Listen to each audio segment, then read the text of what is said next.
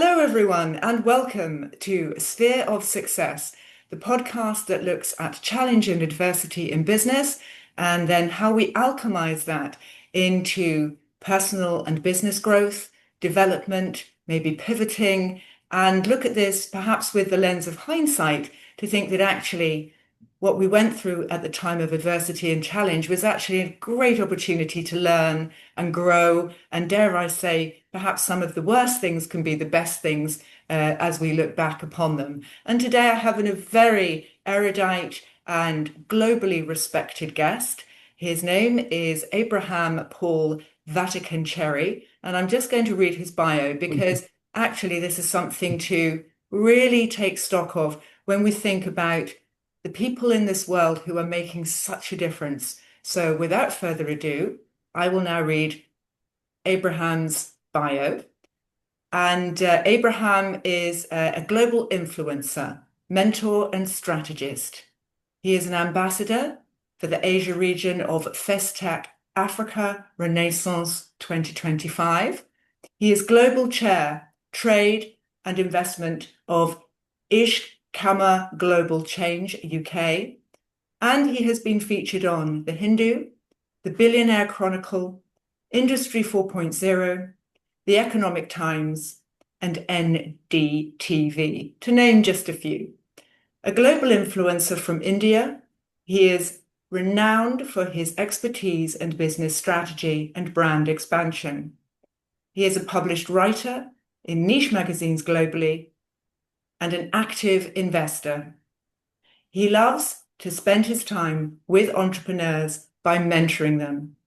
He has a strong community of over 25,000 followers across popular social media platforms. Welcome, Abraham. It's wonderful to have you on the show. Thank you. I'm also really obliged and I've been very fortunate to be on your show, which is really gaining popularity by the day. Well, thank you. And I'd like to get straight stuck into the matters at hand, because as a global influencer, you will see things that are happening around the world. And I always think that often we see patterns, we see things emerging, and then when we join the dots, we can see more of an overall picture. I'd like you to express what your view is from a commercial business perspective on what is happening now on a global basis and what you anticipate that will look like in the future. To start off, the first thing a person like me would like to tell you is that of the acceptance. We can put forth anything, but the acceptance remain to be seen from the other side. By acceptance, I mean whether the concerned person who has been approached by the client, whether he is seeing the right perspective in the person. Second thing is whether the situation, whether he has understood the problem to the core, problem or suggestion which he is likely to bring to the core. And finally, I would say the overall understanding of the problem, so that he can give the best what could be delivered to the expectation of the client. So here there are various aspects to it. One is clear communication, depending on the region, depending on the the part of the hemisphere he is tackling. Some people need slow communication. Some people need a different type of accent. Some people need much more deeper aspects regarding the ever-changing geopolitical situation, which is of late become even more worse with the wars, impending wars and the existing wars which are happening here and there. People are sketchy on various things, and we have to be on the pin to show to the client that we are getting them the proper info. Information gathering is primary in my vocation, where I we can call ourselves anything. But at the end of the day, the person also should perceive us as a person who has got all the knowledge. He really influences. I can give you, 100 stories, but it should come in line with their perception. Then only they take things forward. And if the person is not, resistant to it, then we have to see ways and means how we can, gel with their,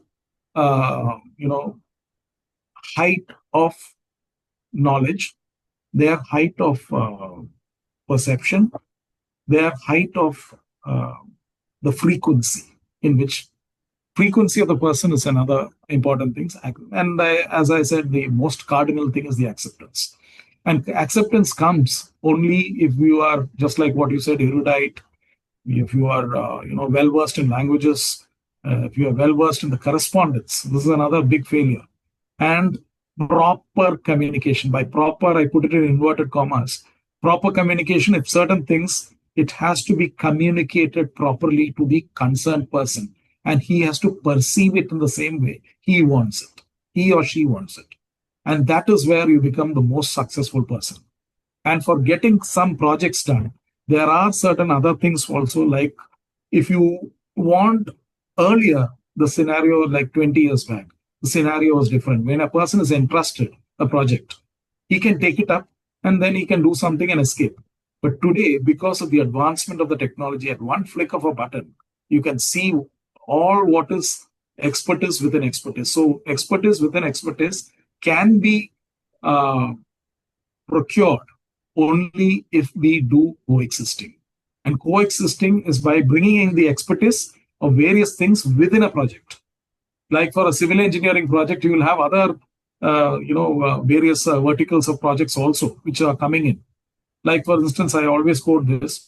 When you have building an airport runway, there is electronics involved, there is mechanical involved, there is civil engineering involved, there is architecture involved, and so on. So it is a collective thing. So bringing the best from all these segments by conversing with them and not, existing like silos. That is the most cardinal thing. And that is where you become successful. And if you want to bring in some sort of a bite in any person, you have to have these elements within you, which brings out the best in you by, a collage of the whole idea. This is what I have to say in a nutshell.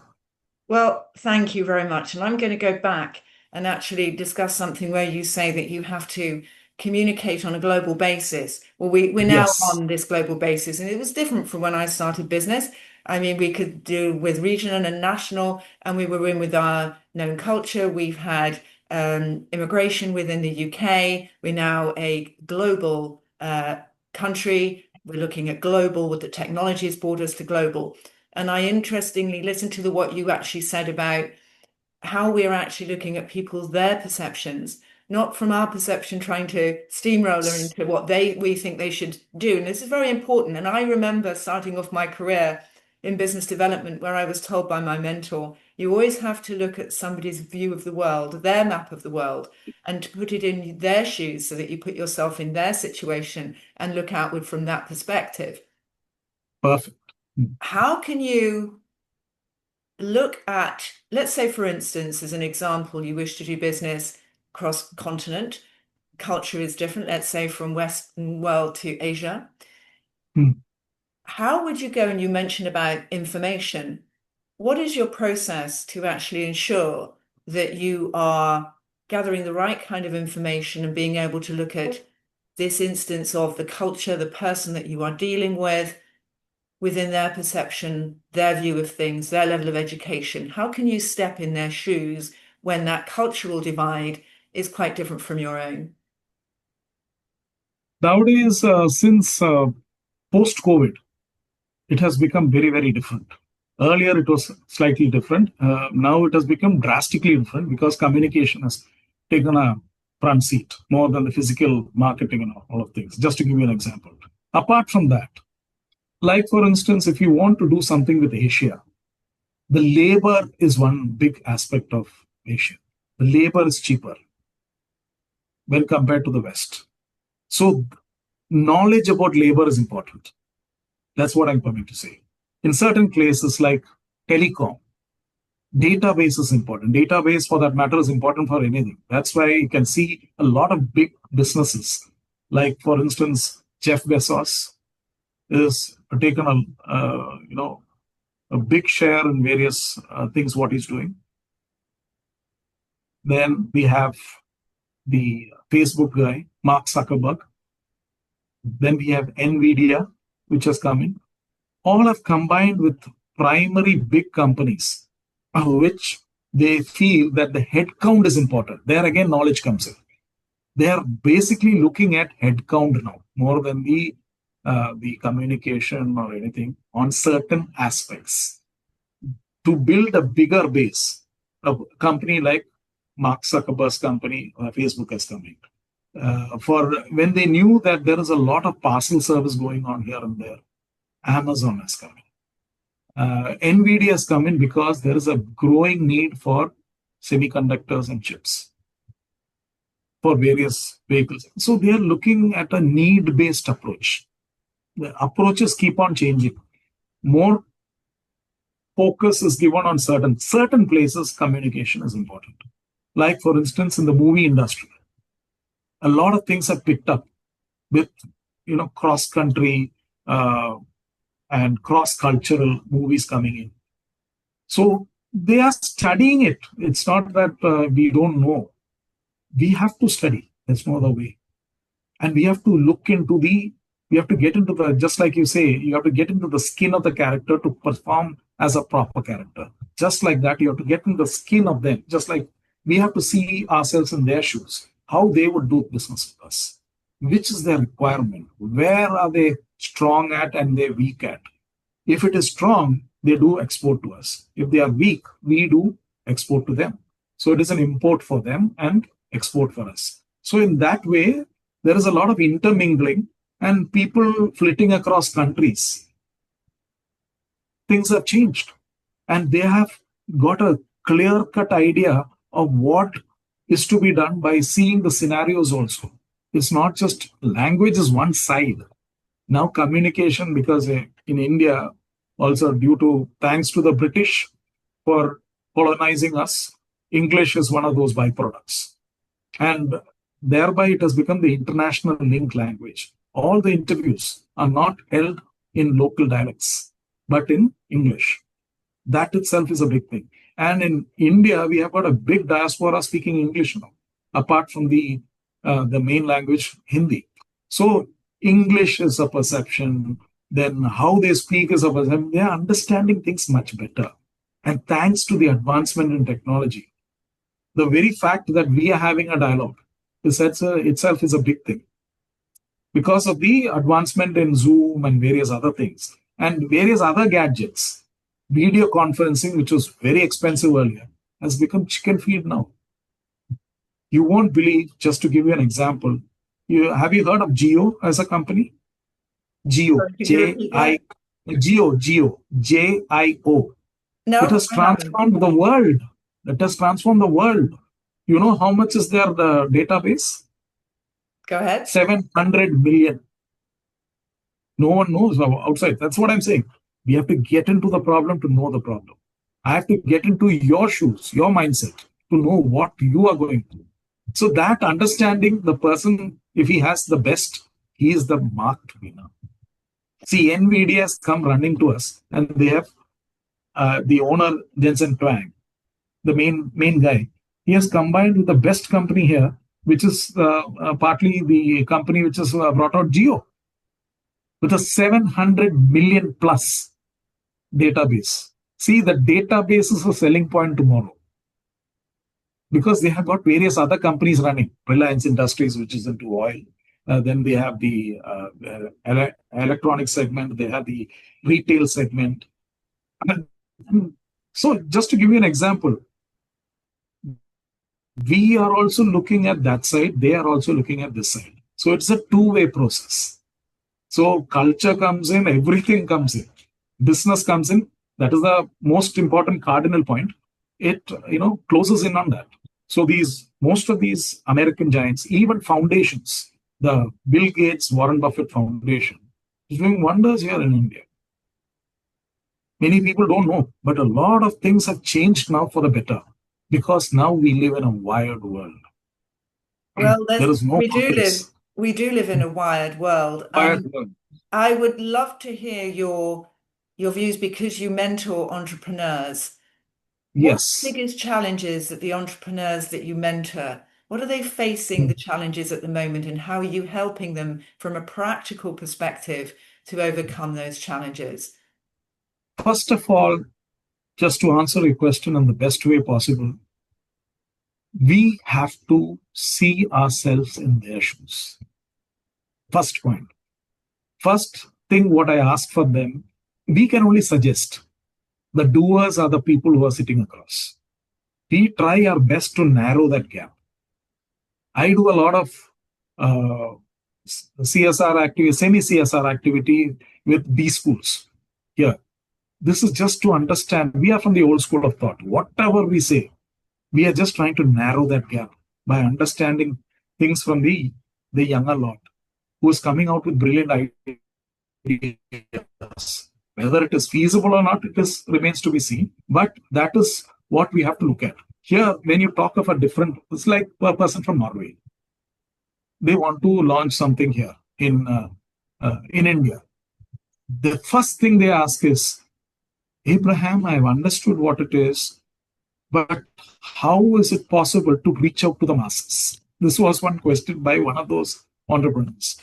I said, you understand what target segment you want first. It can be teenagers, it can be beauty products, it can be targeted towards a senior thing for anti-aging, aging, a lot of things are coming up. So we have to understand the problem first, which is your target focus, which is your place you want to launch it. Like, for instance, Coke was launched in India, in the hottest place, Agra, where Taj and all is there. At that time, it was very hot. So that makes sense. Because when you drink there's always a slogan written below, serve chilled Coke. When you drink a chilled Coke, it is a very addictive drink.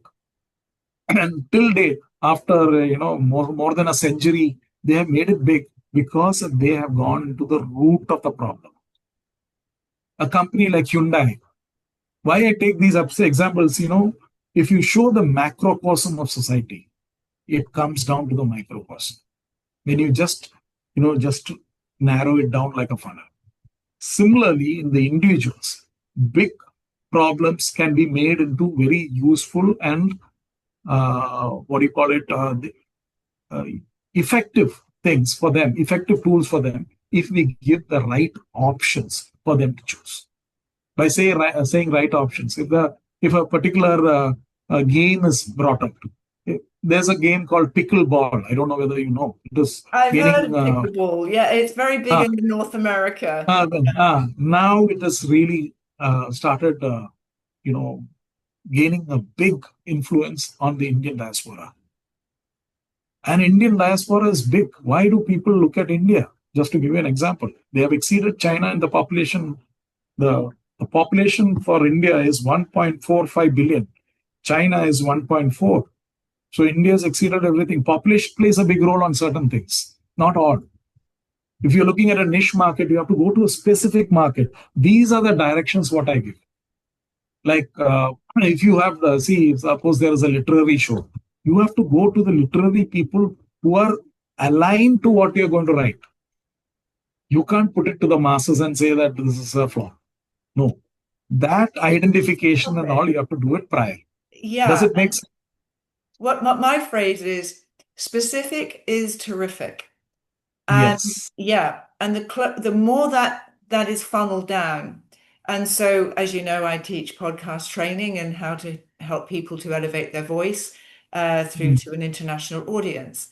And the problem comes when you ask somebody, well, who is your target audience? Who are you going to speak to when you actually are on the podcast like you are today? And people say, I want to speak to everybody. And so that brings alarm bells because if you're actually speaking with a specific person, And this is what I learned from public speaking. You speak to a specific person each time in the audience. You don't speak to the auditorium. You speak to each individual as you then place your gaze. And you It's a have in target audience. mind who that is going to be in your head. And so subliminally, you shape your language and your communication style to emulate, and as we go right the way back to guide the listeners and the viewers as to what we said at the beginning, getting into that map of the world of the person that you wish to communicate with. That's a very important skill and tool to learn. And people just say, well, my product and service can help everybody. And you have to be a very avid listener. The main thing is you have to be a very avid listener. You have to understand. It is mostly now, tackling mentoring and all is misconstrued in certain cases. But in certain cases, they'll understand it. And we also have to understand what their problem is to a certain extent. It can never be understood fully unless and until a person really opens out. And, he or she is very, very, clear and lucid in what they are saying. If they are not, then they themselves are digging their own grave in getting the proper inputs, which can be put out as the best outputs. And that is how we can make people grow. A person, if he is in this level, I have to take them to a much higher level. That is where my success lies. A person who's mediocre, he's made into 10-15% increase or a 20% increase, that takes me to a different level. And their word of mouth on a conservative basis at least goes to a few people. So that is how I have grown over time. And I've been very specific on the target audience, on the type of people whom I encounter. If it is a specific school children crowd or something, if there is a product brought out for them, then we have to be in that, we have to come down on that level and try to speak in their tone. That is where people fail. And we are just, trumpeting what is required, or even I would say the word parroting what is required for them. It's not necessarily our language, but we have to cover down and come to that language and see that we are on the same page. The perceptual level is the most important thing anywhere. Then the acceptance is already there. The acceptance only, then only the perception and all these things come in. So here, when we talk about, to cut the long story short, each and every individual is mostly need-based. Your need will be different. Another person's need will be different.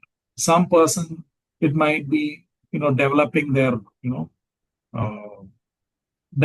conversation, how to tackle people, what are the necessary ingredients, which are the cardinal aspects on which they have to really hone their skills and iron out their weaknesses. These are things which I'm just trying to support and try to give them the best so that in the long run, they are to a very great extent successful. I can't brag and say that you are going to be super successful. No. Their success depends on how much is their acceptance level. And their acceptance levels, if they grow higher and they perceive things as required, I put it as required, on the given situation, at the given place, at the given time, they are the most successful. I think as well, what you're saying is the willingness to be coached, the willingness to break down the barriers of, this is the thing with opinion. People will double down on their opinion, even when they know they are wrong, to try and prove some kind of point. And I've been guilty of it. I think we probably all have. I only speak from experience. I certainly don't tell anybody what to do. I help to support maybe a change within a perception, as you were saying. But when they double down on that for no apparent reason, I was having a discussion with a very successful businesswoman. She's a hairdresser. She has built her hairdressing business very, very well. But over COVID, of course, that all stopped because she couldn't go and have the clients coming into her salon or go to their homes. And when I suggested starting a podcast to garner following, just like there were lots of personal trainers doing that successfully on social media throughout COVID, there was an immediate barrier that came up. And it was almost like you could see the bricks being built in front of my eyes. It was palpable by the energy that she just went to change from being lighthearted to stony-faced. And I said, I've obviously said something that has caused some emotion. I said, would you like to share? What is it? I wouldn't do that. And I said, okay. I said, I'm going to ask a question. Please feel free to answer if you can't or what have you, because I'm thinking this is really reactive. I said, why would that be? So she said, I hate social media. And I said, but you're on Facebook. Oh, well, that's different. That's about my horses. And I said, but you've got a following on social media because of your horses. And so she went, well, it's just people who are interested in horses. And I said, well, couldn't you change that around for people that are interested in hairdressing? Oh, no, that wouldn't work. And it was just that lack of ability. And I've been there. So again, I'm not saying I'm anything special. But when you put those barriers up to an idea which has every opportunity to flourish, because perhaps of the past perception, perhaps of a family saying, money is the root of all evil, or people like us don't do that sort of thing. Happiness is meant for other people. It's not for me. All of those limiting beliefs that we don't realize we get hardwired into thinking and acting out. So how do you help ambitious entrepreneurs? That is a very good question you have asked. In fact, we have to tell them the reality. We have to have the perception and the understanding to learn and unlearn. By what I mean by learn and unlearn is, if there is any, suppose you're bringing out a particular beauty product, for instance, there are certain lacunae. Everything will not be all perfect. When you put it on the skin, they might be having some rashes and all that. If you give the correct feedbacks, the corrective action, if you swing into the corrective action at the right time, your product will go even better. They should have that gall to understand that first. I'm just giving one product and I'm telling you, if we don't do corrective action, any product will fail in the international market. Even big companies have failed because of improper action not taken at the proper time. Well, let's look at Kodak. See, Kodak, you're right. 87% was their market share at one time. Today, they are 0. Why? Because of the advent of various things. A mobile, for instance, has got a lot of functions. I believe it has got sometime back, one person was saying a smartphone has got a lot of, a very developed one has got almost 50 plus functions in that, which we don't know ourselves. It's just like if you buy an air conditioner, there are various modes to it. You buy a car, there are various modes to the driving. So that way things are evolving. If you don't keep up with the change, you are relegated to the background. The beauty person whom you are referring to, the hairdresser, will go relegated to the background. A time will come when no one will care about her. If we don't upgrade ourselves to the modernity and to the gradal changes which are to be made in course of time as we move forward, we are going to be relegated. Even if I do, forget everyone. Even if I do a very hard-boiled, if I have a very hard-boiled boss approach, it will not work. I have to accept things. I accept certain things regarding the mobile from my own son, who is much more equipped than I am. First of all, accept that you are only knowledgeable to that level. No one is knowledgeable in everything. The more you accept and you are prepared to learn and unlearn. Unlearn is also equally important. Certain things which are obsolete in the modern context, we are not going to progress. See, there is a system called the UPI. Are you aware of in India? Millions are using it. UPI is a system wherein a person, by scanning a specific thing, they can do the payments. Every small shop has got that.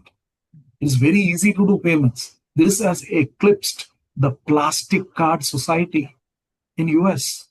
Even in a place as developed as Japan, they are even still using coins. The year back, my son had gone to, he was saying they're more obsolete in certain things. Development with keeping pace with the technology is paramount. And Otherwise, you are. I love Huh? this because I'm of an age group. We get older, that's just a fact of life. I grew up without technology as it is today. And Now, there are sections of my friends who refuse to keep up with technology and say, oh, that's for young people. they And I say, are wait for it, dead. because when you get older and you need to make a food delivery, you need to buy your grocery shopping, or you need to pay for your heating and your utility bills, or you just want to speak to a friend. I said, you're going to have to keep up with technology. I said, because otherwise you won't be able to function, let alone get on with life. And so I said, so the other thing is, I said, why don't you embrace this as something wonderful and new and exciting to learn? And there's that difference in mindset, I suppose. And I suppose it's that Can't have mind. an isolated mindset. I call these people isolated mindsets. That will not work in the modern context. In fact, I was an introvert earlier. If I had not changed to be an extrovert, my position would have been the same. I will be on the floor level. And you have to keep pace with the changes. It's fast. At the flick of a button, things are changing. Oh, The absolutely. drop of a hat. What I'd also like to do, because I'm conscious of time, is I'd like now to explore. You mentioned, and this was something that triggered in me, by definition, I am an introvert and I actually am exhausted amongst big groups of people. It takes a lot out of me. I don't find my energy from that. But I've had to learn and implement how to put myself out as an extrovert and embody that rather than it being incongruent with who I am. Correct. I'd like you to talk We have about. to change. We have to change. Absolutely. We are forced to change. In I my would case, like, it was forced to change. yeah, I would like you now, because you and I are Hmm. building our personal brands. Hmm. How important is it for Hmm. entrepreneurs to actually grow not just their business brand, but also their personal brand on a global basis? It is, I would say, one notch higher. The label sells. There's a word called the label sells. How do all these big labels, like for instance, the UK brand itself, I'll take Cadbury's. In India, it is a household name. I need a Cadbury. They will not say, Oh, I need a milk chocolate. You understood? okay. That is how things are evolving. If the brand is very visible with us, it becomes visible in our mind also. Yeah. The pictorial slice of life or slice of the situation, what we imprint in our mind, is 75% more effective than the written stuff. In my childhood, we had a specific hour, a period in which we were asked, the period's name was visual instruction. This I'm talking of I studied in the best school in Mumbai, which is a financial nerve center of me. I was privileged enough to see and be in that class. We were taken to a mini theater. I'm just giving you one story of that. We are shown a movie. It can be any movie. It's short, 20 minutes. After that, they switch off the lights and ask us to write something on what we have seen. That's a very good way of doing things. If you see something as a pictorial thing, you will have something imprinted. If you're writing 3 sentences, you will go to 6 sentences. I'm telling you. My writing prowess has gone not from, it has not been nurtured as a mature age. it has come from the formative years. And if you haven't had the opportunity in your formative years to actually have, You've I missed call the it bus. hard wiring. I had to relearn a lot of hard wiring. How can you create your new hard wiring as an adult? As an adult, the thing is that you are forced to change. Again, there's no rocket science here. We have to change ourselves. We have to see another side. Like, for instance, when the post-COVID scenario, when the COVID scenario set in, there were a lot of people who were saddled in certain jobs who knew nothing else other than their job. That is how many people became jobless. But if you have that second thing ignited in you, by that I say the parallel efficiency. I say the parallel efficiency, that is a parallel skill. If you had honed it or nurtured it. Like, for instance, a typical person who's into software, be it a lady if she's a dancer, be it a man if he's a singer, he would have grown in that way at least to keep the midnight oil burning. This is, yes, and discovering the power. I'm sorry to say like that, but this is what has happened everywhere. And well, it happened to me. I was having a career with an international operational management consultancy. COVID came along. That was absolutely decimated because nobody could travel, and it was an international role. So I had to think of what was I going to do. And with circumstances that they came about, one thing I realized is that I needed an online presence. I needed to have a platform that whether or not anything happened in the outer world on a face-to-face basis, I still had a platform that could actually be done online. And it's very interesting then. I believe very much in the power of focus.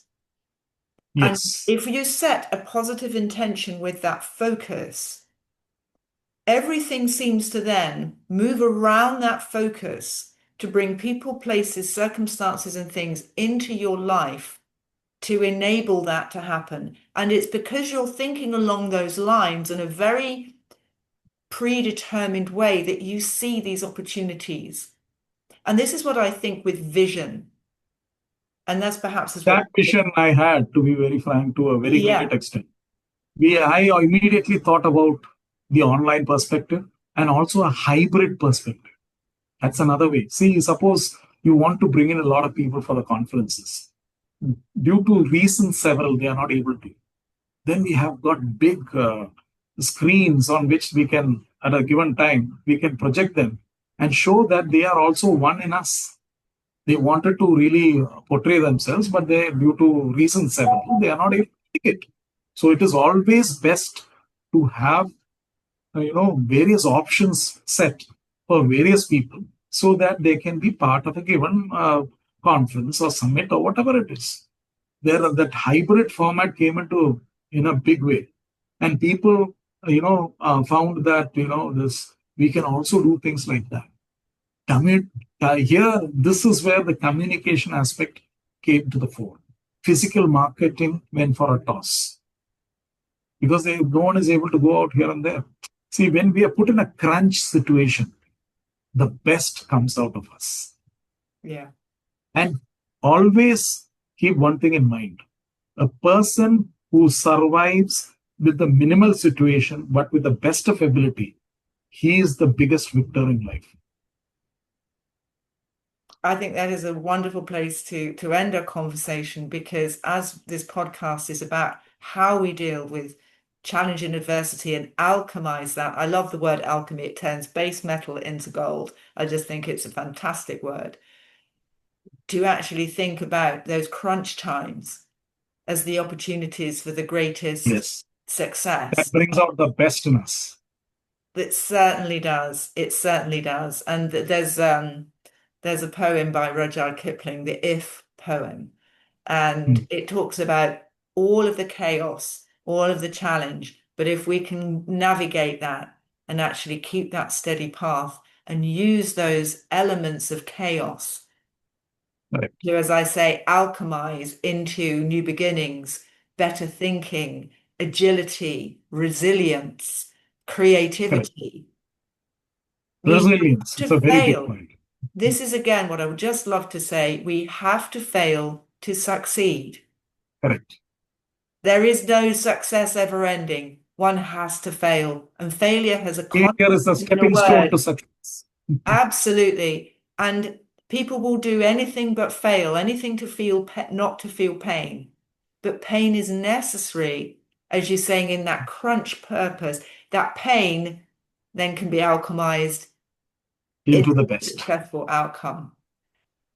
As we And close, that goes in like a trigger. It's like a trigger yeah, absolutely. to perform the Abraham, best. as Thank we you. close, is there anything that you'd like to leave with our audience that you feel would The be? audience, I think you always, given a situation, always try for your best and try to make a mark. And that too, if you can make an indelible mark, nothing like it. If not, just make a mark for yourself for the posterity to remember. Thank you. And right now, at the end, can we have your contact details so that people can be in I touch? will definitely. You can take it down if you want, or else I can also message you because I don't.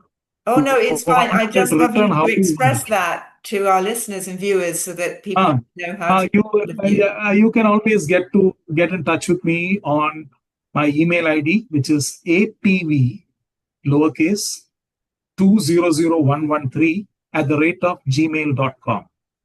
And my number, if you want to, come through Miss Deborah Blackman, you can take it down as +91 959 79 36457.